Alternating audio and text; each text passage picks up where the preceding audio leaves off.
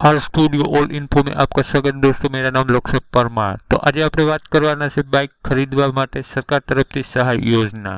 તો શું છે આ યોજના, કોને કોને મળશે આનો લાભ, શું ડોક્યુમેન્ટ જોશે, ફોર્મ ક્યાં ભરવું, બધી જ માહિતી આપણે આ વિડીયોમાં આપવાના છે। તો વિડીયોમાં બન્યા રહેજો।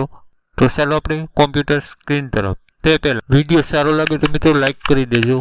ચેનલમાં જો પહેલી જ વખત આવી હોય તો સબસ્ક્રાઇબ કરી દેજો અને બેલ આઇકન પ્રેસ કરવાનું ભૂલતા નહીં। તમને આવા જ નોટિફિકેશન મળતા રહેશે। તો વિદ્યાર્થી માટે ખુશખબર, ઇલેક્ટ્રિક બાઇક ખરીદવા માટે સરકાર તરફથી સબસિડી સહાય મળવાપાત્ર છે। ધોરણ 9 થી 12 તથા કોલેજમાં અભ્યાસ કરતા દરેક વિદ્યાર્થીઓને ઇલેક્ટ્રિક બાઇક ખરીદવી હોય તો ગવર્મેન્ટ તરફથી સહાય મળે છે। તો આગળ જોઈ લઈએ મિત્રો આ યોજનામાં, આ સહાય યોજનામાં ગુજરાત રાજ્યની શાળાઓમાં ધોરણ 9 થી 12 કોલેજમાં અભ્યાસકર્તાઓ અરજી કરી શકે છે।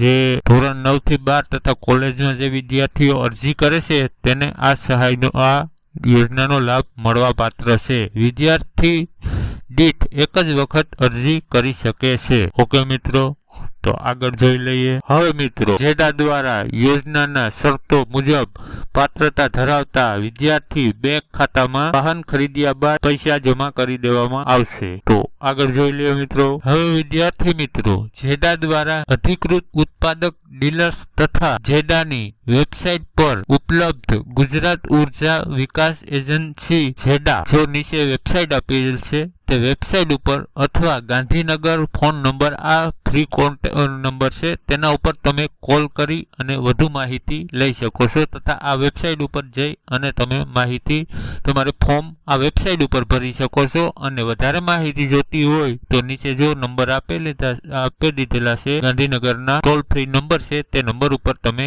વધારે માહિતી માટે કોલ કરી શકો છો। ઓકે મિત્રો, હવે વિદ્યાર્થી મિત્રો, આમાં આપણે ડોક્યુમેન્ટ શું જોઈએ તો બોનોફાઇડ સર્ટિફિકેટ, વર્ષ 2024-25 મૂળ અથવા કેન્સલ કરેલી નકલ અથવા સ્વ પ્રમાણિત કરેલ અગાઉના વર્ષની માર્કશીટની નકલ અને વિદ્યાર્થીનું આધાર કાર્ડ। ઓકે, આગળ જોઈ લઈએ। હવે મિત્રો આ ખાસ વાંચી લેજો।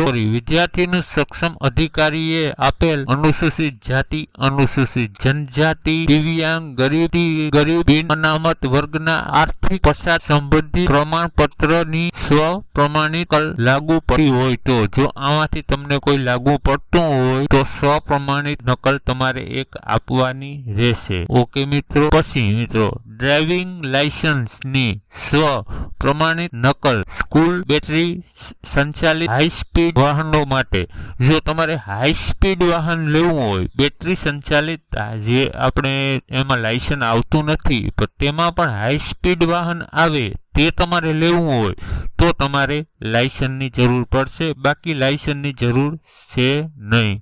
ઓકે મિત્રો, હવે આગળ જોઈ લઈએ। તો અગ્રતા ધરાવતા વિદ્યાર્થીઓ આગળના વર્ષમાં મેળવેલ પરીક્ષામાં ગુણ, જેની વધારે ગુણ આગળના વર્ષની પરીક્ષામાં મેળવેલા હોય, અનુસૂચિત જાતિ, અનુસૂચિત જનજાતિ અને શાળાના ધોરણે મહિલાઓને અથવા દિવ્યાંગોને અગ્રતા આપવામાં આવશે। ઓકે મિત્રો, તો વિદ્યાર્થી મિત્રો, વધારે માહિતી માટે મેં આગળ તમને વેબસાઇટ પણ આપેલી છે, તેમાં તમે ફોર્મ ભરી શકો છો। નીચે ફ્રી હેલ્પલાઇન નંબર પણ આપેલા છે, તેમાં તમે કોલ કરી શકો છો। તે છતાંય આપણે Instagram ID, Facebook ID, WhatsApp ID scroll થઈ રહ્યા છે, તો તમે વધારે માહિતી માટે કોમેન્ટ પણ કરી શકો છો। તો વિડીયો સારો લાગ્યો હોય તો મિત્રો લાઈક કરી દેજો, ચેનલમાં પહેલી વખત આવ્યા હોય તો સબસ્ક્રાઇબ કરી દેજો અને તમારા મિત્રો સાથે શેર કરવાનું ભૂલતા નહીં। Thank you.